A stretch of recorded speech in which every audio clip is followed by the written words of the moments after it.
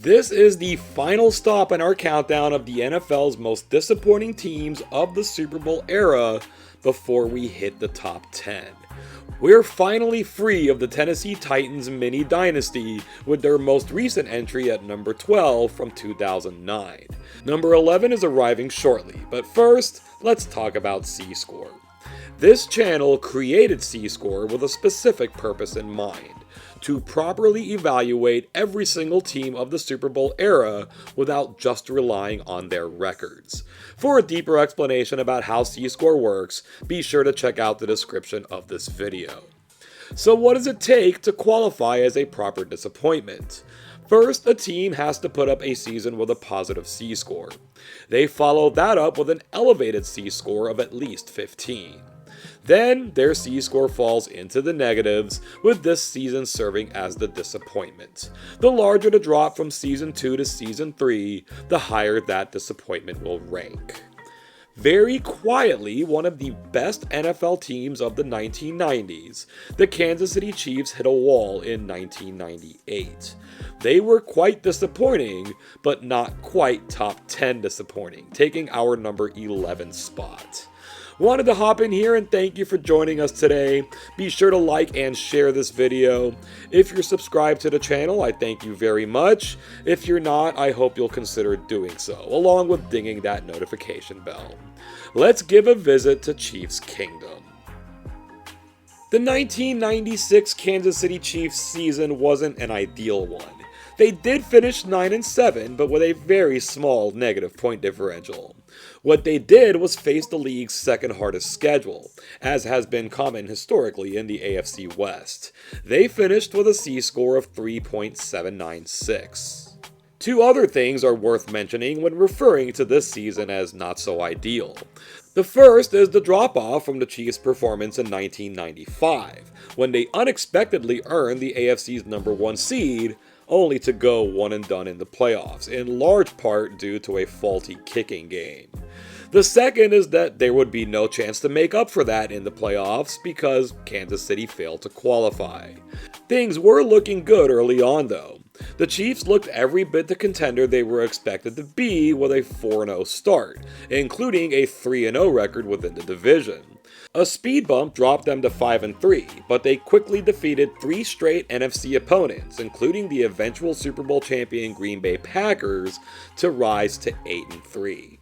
Then came the fall, splitting their next 2 before ending things on a 3-game losing streak. Included was a home loss to the Indianapolis Colts, the exact same way their season ended the year before. That loss was especially painful because it wound up serving as the tiebreaker for the 6th seed, keeping KC out of the playoffs. It's unlikely they would have done much if they did make it, but in a season where the equally 9-7 Jacksonville Jaguars made it to the AFC title game in just their second year of existence, anything could have been possible. The Chiefs now trained their eyes on 1997. And they did quite a good job of zeroing in. Many equate this season with 1995, but this group was actually better in a few ways. They were 13-3 with an excellent point differential of plus 143. The schedule did relent some, but top 5 finishes in both points scored and points allowed is always gonna shine. Their C-score leapt forward to 21.893. The offense is one of the reasons 1997 checks out higher than 1995. While the Chiefs led the league in fewest points allowed in both seasons, they were 12th in points scored in 95, tied for 5th this season. Also more impressive was the competition within their division. The Denver Broncos suffered the same one and done as the number 1 seed in 96, and now both teams stood as not only the AFC West's best, but the AFC's best as a whole. The Chiefs won the division, got the number 1 seed, and once again fell at home in a low-scoring game. This time to the Broncos. To give the Chiefs some credit, Denver did go on to win the Super Bowl that season and again in the next. We'll get back to the 97 Chiefs more specifically in a moment. We did refer to Kansas City as quietly one of the best teams of the 90s. Only two teams won more regular season games, the 49ers and the Bills. They even had more wins than the three-time Super Bowl champion Dallas Cowboys. If we narrow this down to just 1990 through 1997, only the 49ers had more. Since 1989, coinciding with the arrival of head coach Marty Schottenheimer and legendary linebacker Derek Thomas, the Chiefs never had a losing season. They also never won a Super Bowl, never even got to one, only made it to one AFC Championship game. The 1997 Chiefs personify all of this. They fielded an excellent defense and a solid offense that was all too often handcuffed by Schottenheimer, especially in the playoffs. Marty was a great coach, and he deserves all the respect he has earned over his career. One does not accidentally win 200 regular season games. But he was often timid in big situations, all too willing to get overly conservative. He would certainly be a square peg as a head coach in today's NFL. He is not solely to blame for 1997, but for better or worse, he has become the face of it. When you only coach not to lose, you're never coaching to win. The Chiefs' pattern of getting a number one seed then missing the playoffs continued in 1998, but they took it a step further by finally dropping below 500. That 7-9 record can't be explained away by their schedule this time, with KC sitting in the middle of the pack this season. What can explain it away is their defensive performance, dropping all the way down to 22nd in points allowed. C-Score had seen enough, placing the 98 Chiefs at negative 7.721. I imagine there was a sense of dread from Chiefs fans entering the 1998 campaign, even more so than usual. 9 consecutive winning seasons, including 7 playoff appearances, 3 division titles, and 2 number 1 seeds, usually breeds optimism for a fan base. Not for the Chiefs. Winners of only 3 playoff games alongside 5 one-and-dones, including, of course, both times as the number 1 seed. And then, an oboe, offering light, begging to be chased by a clarinet. A 4-1 start. Once again, 3-0 within the division. Maybe this is the one. Maybe the Chiefs can finally fulfill their championship promise. But no. Always no. It started with a devastating 30-point loss to the Patriots. It continued with 5 more losses, of course in consecutive fashion, leaving the Chiefs at 4-7. With 5 games remaining in the season, they had now accrued as many losses as they had in any full season, dating back to 1989. It only took 2 games before they guaranteed themselves a non-winning season. It took a further 2 games to guarantee themselves a losing season. And just like that, it was all over. The Chiefs sat in 4th place.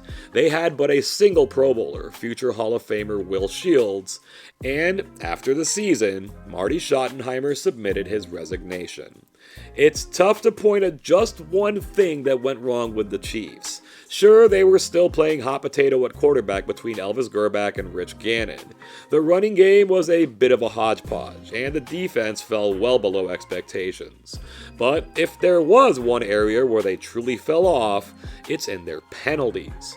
Under Marty Schottenheimer, the Chiefs weren't exactly the best in the league at not committing penalties, but they had some good seasons, especially in 1991 and 1992.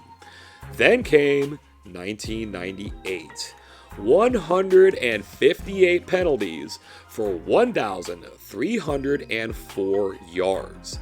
These aren't just bad numbers. They're not even just terrible numbers. They were the single worst in NFL history. To this day, that penalty number ranks second all time, with the Raiders reclaiming their birthright at number 1. The yardage number isn't that much better, still sitting at number 3 all time. The 90s were a successful time for the Chiefs, but it was also a slow crashing wave.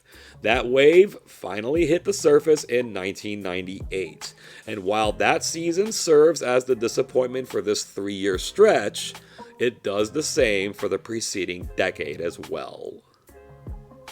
We've finally broken out of the negative 28 range of disappointment scores, with the 1998 Kansas City Chiefs entering the countdown at minus 29.614. We won't be here for long. Our next entry breaks negative 30 and comes to us from a franchise who could be accurately described as surviving disappointment through faint slivers of hope. Not to mention that they will be kicking off the top 10. Be sure to join us for the release of that video to find out who it's gonna be. Marty Schottenheimer's departure didn't provide much in the way of improvement for the Chiefs. They managed a winning record in 1999, but missed the playoffs as they would for the next 3 seasons. Some success followed under some truly explosive offensive units, but playoff success remained evasive.